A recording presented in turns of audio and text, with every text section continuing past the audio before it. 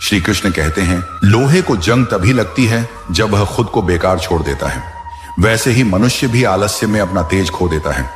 किसी को गिराकर खुद ऊपर चढ़ने वाला व्यक्ति ज्यादा देर तक टिक नहीं पाता, क्योंकि सच्ची ऊंचाई मेहनत से मिलती है। बारिश के बाद मिट्टी की खुशबू उसी को मिलती है जो उसे महसूस करने का समय निकालता है। वैसे ही जीवन की खूबसूरती भी धैर्य रखने वालों को मिलती है। जैसे चिड़िया अपने बच्चों को उड़ना सिखाने के लिए उन्हें घोंसले से बाहर धकेल देती है, वैसे ही जीवन भी हमें कठिनाइयों से बाहर निकालने के लिए परीक्षा लेता है। कांटों से भरी डाल पर खिला फूल यह सिखाता है कि परिस्थितियां चाहे जैसी हों, खिलना हमें खुद ही चुनना होता है।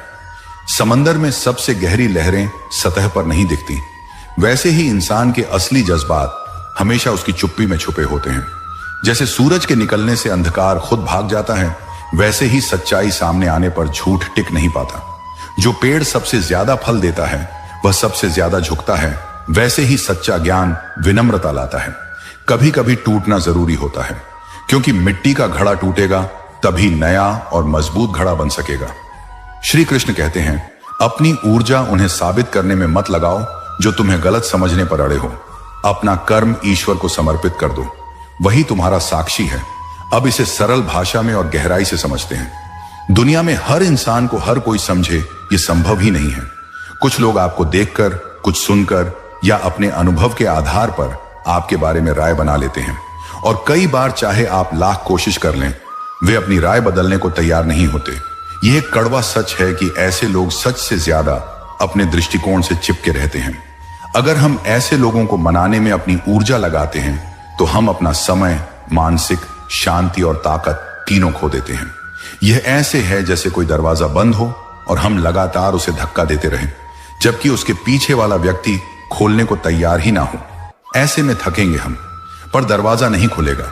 इसीलिए जो आपको गलत समझने पर अड़े हैं, उनके लिए सफाई देने में अपनी शक्ति बर्बाद करने का कोई फायदा नहीं। अगर वे सच जानना चाहेंगे तो समय और परिस्थिति खुद उन्हें दिखा देंगे। श्री कृष्ण का यह संदेश गीता के उस सिद्धांत से जुड़ा है जिसमें वे कहते हैं, कर्म करो, फल की चिंता मत करो। यानी अपना काम सही नियत और पूरी लगन से करो, लेकिन यह मत सोचो कि हर कोई तुम्हारे काम को सही समझेगा या सराहेगा।